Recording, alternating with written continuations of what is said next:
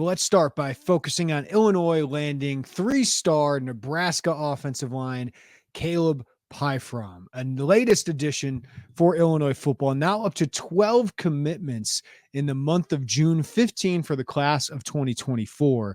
And while Brett Bielema has had some really good Big Ten recruiting wins over his last couple years, the first couple years as the Illinois head coach, you think of Caden Fagan, Aiden Lawfrey, 2 wins over rival Iowa. You're able to keep those running backs in state. Jared Beatty had offers from Minnesota, Michigan State, some other schools like that. Flipping Vernon Woodward from Wisconsin, huge get in this class. Winning for Joe Barna, 3-star in-state edge rusher, beating out Wisconsin for him. I think that's big. But for me, Caleb Pyfrom could be the most impressive Big Ten recruiting win that Brett Bielema has had so far. Because while I know that this has happened to Nebraska fans, or some reporters might be saying, Nebraska didn't have a spot for him left, all that. They do have 4 offensive line commits. So that's a potential. I'm not going to belittle that. But they wanted him a couple weeks ago, right? So maybe they got a couple other O-line commits. But Caleb Pyfrom wanted to take other visits, including Illinois. And Illinois is able to pluck Pyfrom out of Nebraska. He grew up an hour away from Lincoln, right in Big Red territory, right?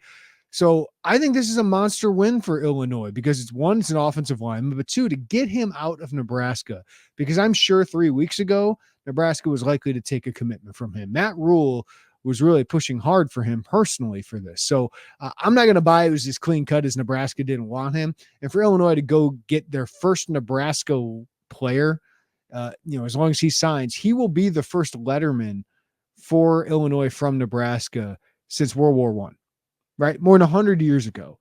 That's an impressive get for Illinois. And to do it against Nebraska for a Nebraska kid is really impressive because I'm pulling it up on our YouTube channel here. You look at the top 247 composite rankings guys in Nebraska, the top 4 are all going to Nebraska. All these kids grow up, knowing the history, knowing the proud program that Nebraska is. Of course, they haven't been as good in the Big Ten here recently. I think a lot of that is due to line play, offensive and defensive line play. They have not been very strong. And of course, coaching. They have upgraded as a coach, obviously. Got to take my final shots here at Scott Frost. Apparently, I have many more shots, but he just wasn't a strong coach. Lost a lot of close games. I don't think Nebraska should have been in that many close games, especially with some of these Big Ten West teams. But Caleb Pyfrom, the number 5 guy in the state that Nebraska had offered, hosted for an official visit, had wanted leading up until the last couple of weeks at the very least. Illinois is able to snag him. That's a really impressive recruiting win.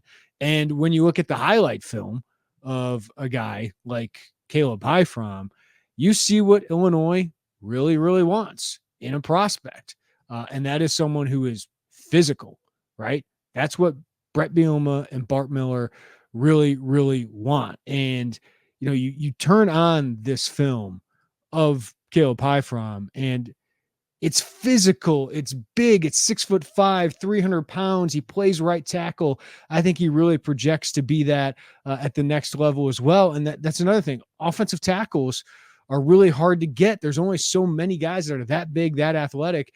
And for many years, Illinois has been sitting here trying to take developmental flyers. And we'll dive into that here in a second.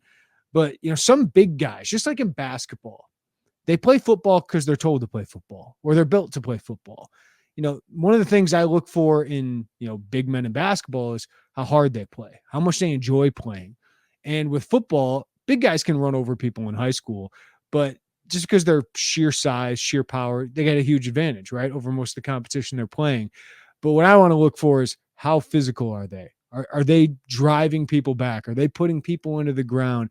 Do they have a little chippiness to them? Because they're going to need that at the next level when you're going up against Big Ten defensive linemen from Michigan, Ohio State, Wisconsin, Iowa, right? Like you need to have that chip on your shoulder. And I see that in Caleb Pyfrom. I'm going to roll the tape back here a second just to highlight it on the YouTube channel. Watch this play, Caleb Pyfrom. It's Ryan Easterling's favorite play. Pancakes 2 guys at the same time, 1 into each arm. That's the stuff you want to see. Like, I get it. Some of those guys might be Jeremy Werner sized, 5'10", 5'9", 185, 190 pounds. But hey, to do to him at the same time, that can translate to the next level. So I really like his film. I think he's a really legit Power 5 offensive line prospect. Obviously, Minnesota has had a really good run of offensive linemen, and they're just taking it to the next level. They're upgrading their talent at one of the hardest positions to fill. And I'll just focus wide, kind of wide angled here at the offensive line. From 2019 to 2022, Illinois' offensive line recruiting was not that good. They had 14 prep offensive line signees, combined 26 other Power 5 offers. So out of those 14 guys, average 2 Power 5 offers per guy, a little under that. During the last 2 recruiting classes, and if you add Eddie Turk to this, because he very well could play guard or center for Illinois' 7 prep offensive line additions have a combined 60 other Power 5 offers. Right now, Brandon Hansen only lists Illinois. He has not said if he's gotten any other Power 5 offers, but he has legit Power 5 interest from other big-time programs. I've heard, including the Big Ten in the SEC. So probably a little higher on that list, actually. And I just think it's really impressive what they've been able to do. That's almost 9 Power 5 offers per the other guys. So this could be a really strong offensive line class. And I think most of these guys have the potential to play tackle. And you think of the tackle bodies they've added. Brandon Henderson was committed to Matt Campbell in Iowa State. Zafir Stewart and Zachary Amlin both had 10 Power 5 offers closer to home on the East Coast. Again, I mentioned Brandon Hansen in the Power 5 interest he's had elsewhere since committing to Illinois.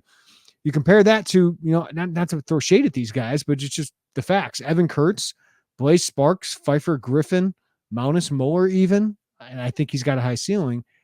Each of those guys had 1 other Power 5 offer. Josh Geske had 2 other Power 5 offers. Some of that might have to do with COVID. Same thing with Hunter Whitenack, who had no other Power 5 offers. And Josh Geske's competing for a starting job. Hunter Whitenack's on the 2D. Maunus Muller still has a really high ceiling, but Illinois had kind of this advantage of the COVID eligibility with Vidarian Lowe, Alex Palczewski, Julian Pearl, all playing 5 to 6 years. They've kind of been able to overshadow some of that tackle recruiting that they haven't gotten in these top tackles, and some of those names I mentioned aren't either playing the position anymore, like Kurtz or Blaise Sparks and Pfeiffer Griffin did not last long under Brett Bielema. So the talent you were adding, Brandon Henderson, I think could be the starter as a redshirt freshman at left tackle. I think Hunter Whitenack could be potentially playing. I think he might be better suited for a guard, but you get these higher ceiling, higher floor tackles that are just hard to get. And you compare this, like this is one way of measuring it, and it's not a perfect way of measuring it, but Caleb Pyfrom is the highest ranked offensive line prospect of the Brett Bielema era. So I don't think that is something to overlook. Now, the other 6 guys, really only 2 worked out that were above him in the rankings. Gabe Magnuson didn't work out. Injuries had something to do with that. But Vertus Brown, Brody Wise Carver, Ruben Unige now at Houston, by the way. But Kendra Green worked out, Joe Spencer worked out. But I just think in terms of recruiting win, I do think that's an interesting thing to look at. Obviously, some guys can supersede their rating. Ted Karras, Nick Allegretti, Vidarian Lowe, Alex Palczewski, Doug Kramer, all play better than guys rated higher than them. But I just think in terms of recruiting win, you can see Caleb Pyfrom is a pretty big time one for Illinois. And it shouldn't be a shock, right? I mean, this is what Brett Bielema does. It's what he did at Wisconsin. He had 5 offensive tackles get drafted, during his time as a head coach. He's had 14 offensive linemen be drafted as a head coach. And he always says that. Nick Saban is the only guy with more offensive line drafted since 2006. And Saban's coached in the college game for 2 more years than him. And of course, he's done it at Alabama. So he uses that. It worked really well here for Caleb Pyfrom. And, he's developed 5 first-round offensive linemen, including Joe Thomas and Gabe Karimi at the first round. Sorry to bring Karimi's name up, Bears fans, but Joe Thomas, pretty dang good one. He's just got a really good sell. And Bart Miller, kudos to him for going into his home state, his hometown. He's from Omaha, Nebraska, came to high school and played high school football here in Illinois, but to go into Nebraska and steal a guy of Pyfrom's calibers is really impressive. So we'll see. Not all these guys are going to work out. Not all these offensive linemen, offensive tackles are going to work out. When you stack a bunch of them, you have them compete against each other. You got a higher ceiling. You got a higher floor. You just have more depth, which offensive line depth has been a huge issue for Illinois, and it might still be. I think they're starting to get there, but offensive line depth's been an issue. It does not look like it's going to be an issue long term for Illinois, even though you can never have enough bodies on the offensive line. But what a month for Illinois football recruiting. Again, 12 commitments. They've gotten 15 of their 27 official visitors are committed. It's a really impressive recruiting run for Illinois. And while they don't have the 4 stars that Purdue does, Ryan Walters can recruit defensive backs and wide receivers, apparently, by the way. They're a top 40 class in the country right now as I'm recording this on Thursday afternoon. They are number 35 in the composite rankings. That'll all change, but you're just seeing Illinois compete and win some Big Ten recruiting battles. Not going to win them all. You lost Luke Williams to Purdue. That stung. Wisconsin kind of owned you early in this class, but you bounced back to be able to steal Woodward, to be able to get Barna, to be able to get Pyfrom. Those are really good recruiting wins for Illinois. That I get it. It's not the sexiest 4-star names here, but there's a lot of top 1,000 guys. There's a lot of Big Ten offers on this list. The only guy that didn't have another Power 5 offer was Chase Green. Amar Reynolds, a lower rated guy, not in the composite yet, but a 3-star, both at 24/7 and I believe at Rivals.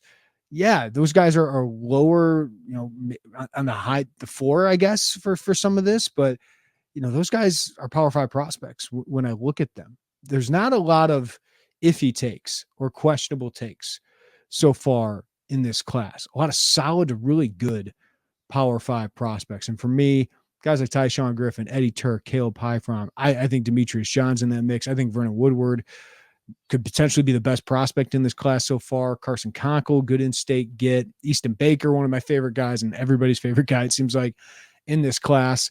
It's just a really good class. It's not maybe great yet, and that's where Darian Dupree or Khalil Valentine or Marquise Lightfoot could change things.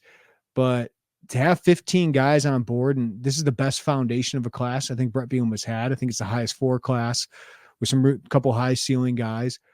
I think it's a really good start to June, and now you can really narrow your focus.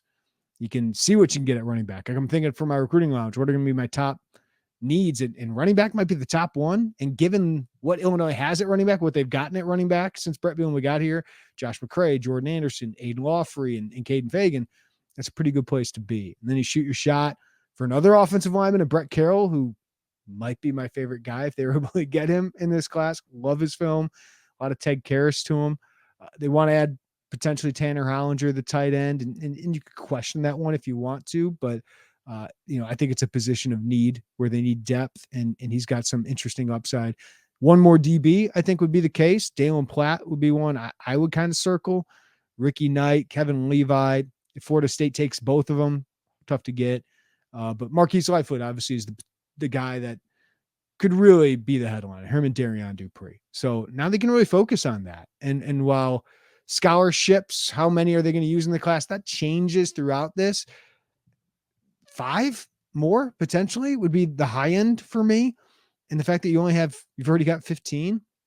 I mean, attrition to the NFL, to the transfer portal, potential decommitments, because they always happen. There's usually 1 or 2 that might surprise you in each class.